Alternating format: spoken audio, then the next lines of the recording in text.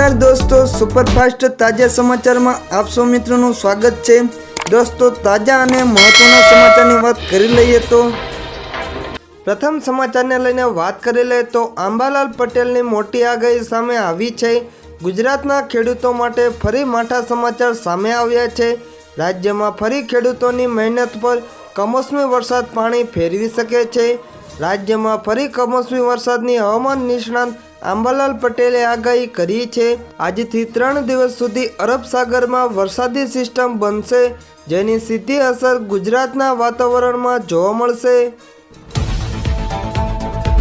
हवामान निष्णात अंबालाल पटेलनी आगाहीने लईने बात करी लईए तो कमोसमी वरसादने लईने हवामान निष्णात अंबालाल पटेले आगाही करी छे के 29, 30 और 31 डिसेम्बरे अरब सागर में सिस्टम बनी रहे छे।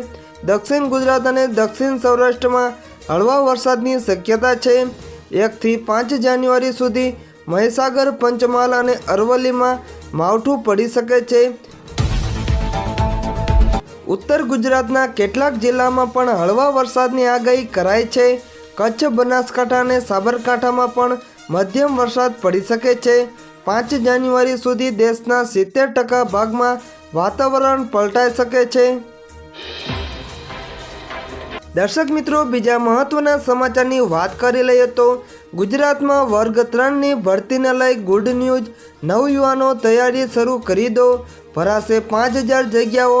समाचार ने जाणी लईए तो नवा वर्षनी शुभ शुरुआत पहला ज गुजरात में भरती ने लईने मोटा समाचार सामे आवी रह्या छे। मळती माहिती अनुसार राज्य में आगामी 15 दिवस में वर्ग 3 नी 5000 जग्याओ भरवा माटे भरती बहार पड़शे। वर्ग 3 ना 5000 कर्मचारीनी राज्य में भरती कराशे। आ अंगे उत्तरायण पहला ज गुड न्यूज मळशे। गौण सेवा पसंदगी मंडलना सचिव हसमुख पटेल द्वारा आ अंगेनु ऐलान करवामां आव्युं छे। बीजी बाजु वर्ग 3 नी भरती माटे सरकारे नियमोमां पण फेरफार कर्या छे। जेम के हवेथी जूनियर क्लार्कनी भरती परीक्षा MCQ पद्धतिथी लेवामां आवशे। વધુમાં હેડ ક્લાર્ક, ઓફિસ અસિસ્ટન્ટ સહિત વિવિધ 21 સર્વકની ભરતી માટે મુખ્ય લેખિત પરીક્ષા લેવામાં આવે તેવો પણ નિર્ણય કરવામાં આવ્યા છે। આ અંગે સામાન્ય વહીવટ વિભાગ દ્વારા સત્તાવાર રીતે નોટિફિકેશન બહાર પાડી જાણવામાં આવ્યું છે। દર્શક મિત્રો, ત્રીજા મહત્વના સમાચારની વાત કરી લે તો ગુજરાતમાં વધુ એક પરીક્ષાને લઈને મોટી અપડેટ સામે આવી છે। તારીખ જાહેર કરવામાં આવી છે। 4 લાખ ઉમેદવારો ભાગ લેશે। સમાચાર ने जाणी लईए तो गुजरात में ताजेतरमां ज वर्ग 3 ની ભરતીને લઈને મોટા સમાચાર સામે આવ્યા હતા, ત્યારે રાજ્યમાં વધુ એક પરીક્ષાને લઈને મહત્વના સમાચાર સામે આવ્યા છે, જેની ગૌણ સેવા પસંદગી મંડળ દ્વારા પરીક્ષા લેવામાં આવશે। આગામી 8 ફેબ્રુઆરીથી ગૌણ સેવા પસંદગી મંડળ ફોરેસ્ટ બીટ ગાર્ડની પરીક્ષા લેશે।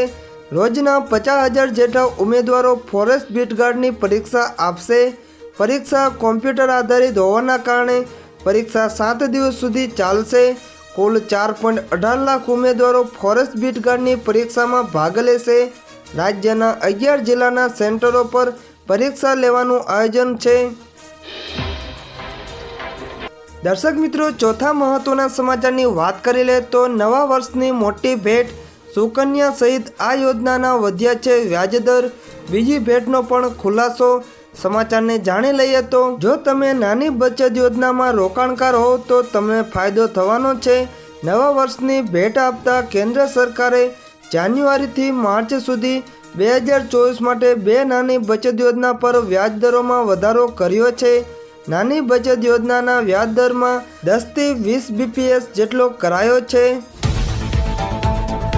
कई बे योजनाना व्याजमां वधारो कर्यो छे जाणी लईए तो जे नानी बचत योजनाना व्याजदर में वधारो करवामां આવ્યો છે તેમાં સુકન્યા સમૃદ્ધિ અને 3 વર્ષની પોસ્ટ ઓફિસ FD નો સમાવેશ થાય છે। સુકન્યાના વ્યાજદરમાં 20 BPS નો વધારો થયો છે। સુકન્યા સમૃદ્ધિ યોજનાના વ્યાજદરમાં પહેલા 8% હતા, જે હવે વધીને 8.20% થઈ ગયો છે। नरेंद्र मोदी सरकारे पोताना पहला कार्यकाल में दीकरीओ माटे सुकन्या समृद्धि योजना शुरू करी हती। आ योजना हेठळ माता पिता 2 દીકરીઓનું ખાતું ખોલાવી શકે છે।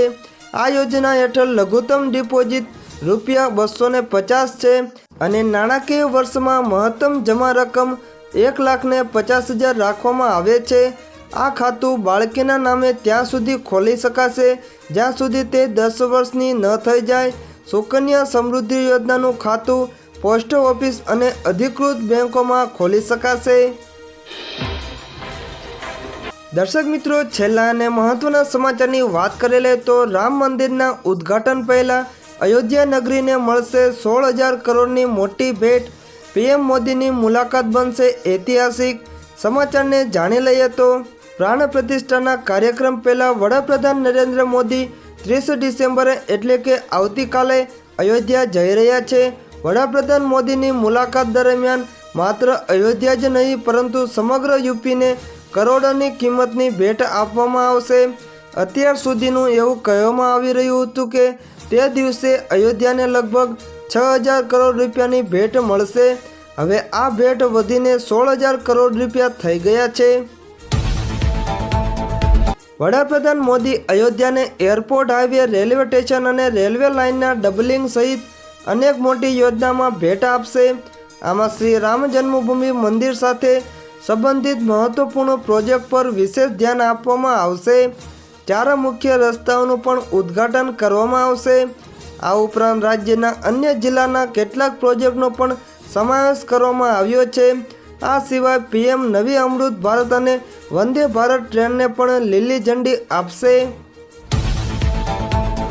મુખ્યમંત્રી યોગી આદિત્યનાથે કહ્યું કે શનિવારે વડાપ્રધાન નરેન્દ્ર મોદીનું આગમન અયોધ્યામાં વિકાસના નવા યુગની શરૂઆત સાબિત થશે।